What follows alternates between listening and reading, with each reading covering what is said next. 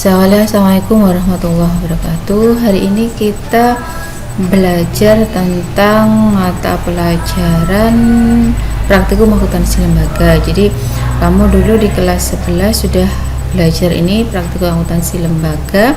Kemudian di kelas 12 ini kita lanjut lagi. Nah, ini coba saya paparkan. Jadi KKD-nya yang akan kita pelajari waktu di kelas 11, insya Allah kamu udah belajar terkait dengan penatausahaan dan akuntansi keuangan daerah. Nah, di sini nanti saya akan mereview lagi untuk akuntansi pemerintahan daerah. Nanti untuk yang kelas 12 fokusnya kita ke penatausahaan dan akuntansi pengelolaan keuangan desa. Nanti sampai dengan komputerisasi pengelolaan keuangan desa. Yang sering kita kenal itu aplikasi sistem keuangan desa. Oke. Nah, jadi di pencatatannya akuntansi lembaga itu ada keuangan daerah, kemudian juga ada keuangan desa. Oke. Jadi untuk keuangan daerah nanti di sini kamu diminta untuk melakukan pelaporan. Di sini pelaporannya ada LRA atau laporan realisasi anggaran, kemudian ada LO, laporan operasional, kemudian LPE, laporan perubahan ekuitas, dan neraca. Oke. Jadi pelaporannya hampir sama dengan akuntansi keuangan yang sudah kamu pelajari di kelas 10, kelas 11, dan sekarang kelas 12. Oke. Kemudian di LRA ini adalah di daerah itu pencatatannya accrual basis. Cuman kalau di desa itu nanti pencatatannya cash basis. Jadi saat terjadi transaksi itu dicatat. Jadi kalau yang cash basis di desa, kalau di daerah itu accrual. Tidak kayak yang akuntansi keuangan yang sudah kita pelajari sebelumnya. Jadi di situ di pemerintahan itu ada anggaran yang ditetapkan. Jadi misalnya, dalam setahun tuh kira-kira pendapatannya itu dapat berapa, belanja dapat berapa. Ini acuannya dari mana penganggaran ini? Acuannya bisa lihat di pelaporan atau penganggaran tahun sebelumnya. Jadi tahun sebelumnya anggarannya sekian, bisa terlaksana atau terrealisasi sekian. Berarti tahun depan boleh dibuat sama dengan realisasi tahun lalu, boleh dinaikkan sedikit, tinggal lihat kondisi daerah. Ini contohnya di tahun 2018 anggaran untuk pendapatan itu 2 miliar sekian, belanja juga 2 miliar sekian, pendapatan transfer 266 sekian. Nah, kemudian jadi kamu juga harus paham ini, mana yang masuk pendapatan, mana masuk belanja, mana masuk transfer, mana masuk yang pembiayaan. Oke.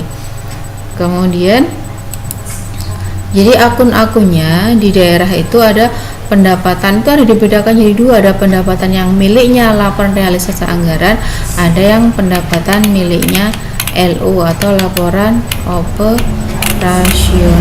Kayak ini. Namanya sama, cuman di belakangnya ada LO atau LRA. Oke. Jadi kalau LO ini nanti masuk ke, kalau laporan operasional itu kalau di akuntansi keuangan hampir sama dengan laporan laba rugi. Cuman kan kalau laporan laba rugi itu kan profit oriented. Jadi untuk perusahaan-perusahaan komersil. Jadi kalau di pemerintahan istilahnya bukan laba atau untung, tapi surplus atau defisit. Ya, plus atau kurang gitu ya. Oke, jadi akun-akunnya banyak sekali untuk di pemerintahan. Jadi kalau yang untuk LO itu namanya beban apa ya. Tapi kalau LRA namanya belanja, itu yang membedakan. Jadi kamu harus paham pengklasifikasian atau kelompok akun, mana yang LRA, mana yang LO. Oke. Kita masuk ke sini coba ya. Oke. Ini soal di sini. Nah, ini kayak di sini dibayar gaji ASN. Nah, ini masuk kemana saja? Nah, ini dibayar gaji, berarti kalau masuk ke LO nanti berarti aset lancar sama aset lancar. Oke, tadi kan dibayar gaji ASN untuk lingkungan PPKD Kabupaten Wonogiri sejumlah 50.541.555.000 rupiah. Lah ini masuk ke dua tempat ya, masuk di LRA sama dengan di LO. Oke, kita coba yang LO. Ini kan kalau di akuntansi keuangan masuknya kas, ya kan, kas, kemudian sama dengan beban ya, beban. Oke, jadi kalau di persamaan LO atau di pemerintahan, kita catat di sini tanggalnya tadi berapa, tanggal 1 12. Oke, bentar. Ya, ini tanggal 1 Desember 2018, kita ketikkan di sini yang LO 1/12/2018. Oke, keterangannya gaji ASN. Nah, kalau ini di LO ini berarti di sini nggak ada bunyinya kas ya, jadi kas itu masuk kelompok apa? Oh, aset lancar, berarti maksudnya di sini aset lancar berapa tadi? 50 141 50 141 55. Nah, ini kan jadi aset lancarnya nambah enggak nih, nambah atau ngurang? Kalau ngurang berarti bisa kasih tanda minus ya, kasih tanda minus. Kemudian tadi beban masuk ke sini, berarti sorry ini ada yang salah.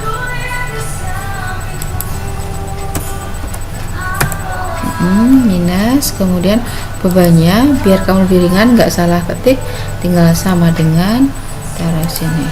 Nah, sama kan, ini untuk yang persamaan LO atau laporan operasional. Sekarang yang LRA, persamaan laporan realisasi anggaran. Kita bisa ngetik ulang, tinggal kita sama dengan bawa ke ini. Nah, ini enter, kita tarik aja, sama kan, ini kita tinggal rubah. Nah, ya, kalau sudah tadi, kalau di persamaan akuntansinya untuk LRA itu enggak ada akun yang namanya kas atau aset lancar. Jadi di sini sama dengan di akun-akun laba rugi. Jadi adanya pendapatan belanja gitu. Kasnya diganti dengan nama akunnya perubahan sal. Ya, perubahan sal. Maka di sini berarti belanja bertambah. Kita klik sama dengan, kita copy di sini. Nah, ini kan minus. Nah, hasilnya minus, harusnya bertambah kan. Nah, ini F2 ini kasih tanda minus supaya hilang.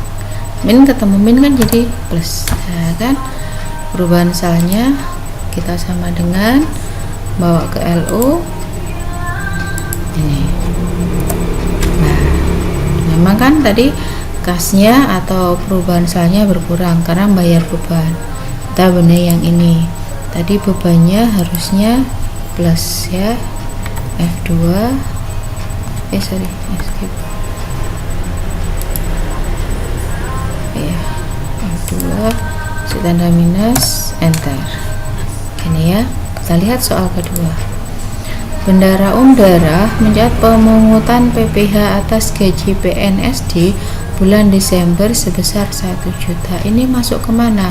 Apakah LO ataukah LRA? Ini kan mungut pajak dari gaji yang ini, yang gaji ASN. Berarti ini kan belum belum terbayar. Berarti masih bentuk hutang. Berarti ini kamu nyatetnya tidak usah ke LRA tapi langsung ke LO ya, jadi ke LO sama tanggal 1. Oke, di sini pemungutan kegiatan pajak atas gaji ASN. Oke, berarti kasnya nambah kan, tadi kan dikurangi full 5141, ternyata di dalamnya ada mengut pajaknya sebesar 1 juta. Berarti di sini aset lanyernya nambah 1 juta, kemudian kan belum terbayar, belum dibayar ke kas negara, berarti masih menjadi kewajiban jangka pendek atau utang. Berarti ini sama dengan ini.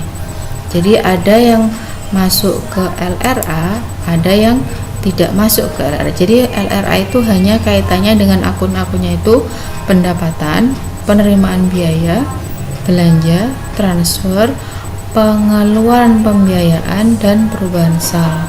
Kalau di LO itu akunnya ada aset lancar, macamnya banyak kan, investasi, aset tetap, aset lainnya, kewajiban jangka pendek, jangka panjang, ekuitas, pendapatan LO sama beban. Ini yang membedakan. Untuk hari ini saya cukupkan, semoga bisa dipahami. Saya akhiri, wassalamualaikum warahmatullahi wabarakatuh.